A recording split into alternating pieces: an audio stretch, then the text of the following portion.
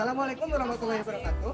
Tepangkeun Westa Abdi Ahmad ini di kelas 11 Abdi di dieu ngadamel teks biasa sareng ngavideokeun video biar sambil abdi ya. Abdi tadi kan kelas 2 membacakan teks biasa.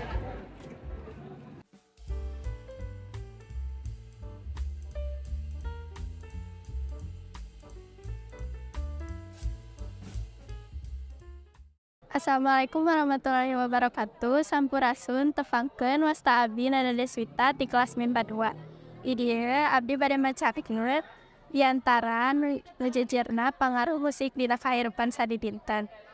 Langkung ti payun arurang dugikeun puji sinareng syukur ka Gusti Anu Maha Suci Allah Subhanahu wa taala.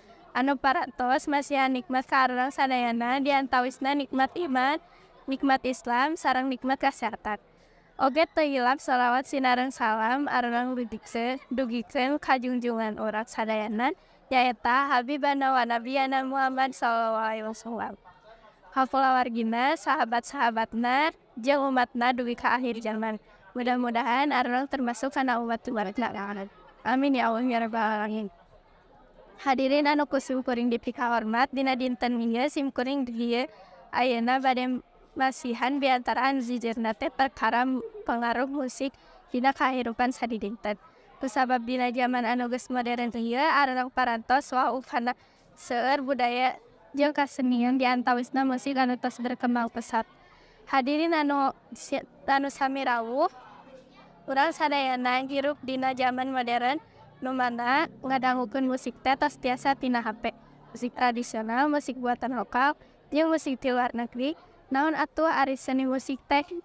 Seni musik teh nyaeta seni anu ngamangpaatkeun media sora, boh sora manusia atawa sora pakaka seni anu nimbulkeun bunyi atawa sora. Urang sadayana tiasa ngadangukeun boh online atanapi offline. Anu online aya aplikasi sapertos Spotify, YouTube Musik, jeung Intunes. Lantas naon pangaruh kana kahirupan urang sadidinten? Aya sababaraha pangaruh ka urang sadayana. Anu kahiji nyaeta urang sadayana tiasa ngadangukeun liwat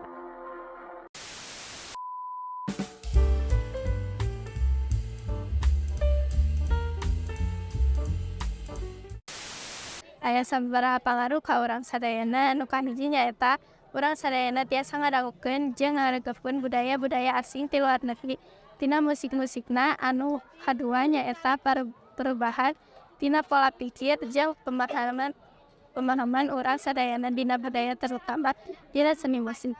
Ieu teh maksudna nyaeta sababna urang sadayana tiasa ngaakses musik jeung ngadangukeun musik tina HP urang cenderung melebih-lebihkan. Biasana kana musik luar negeri, contohna musik-musik barat, Inggris, K-pop, J-pop, jeung sajabana.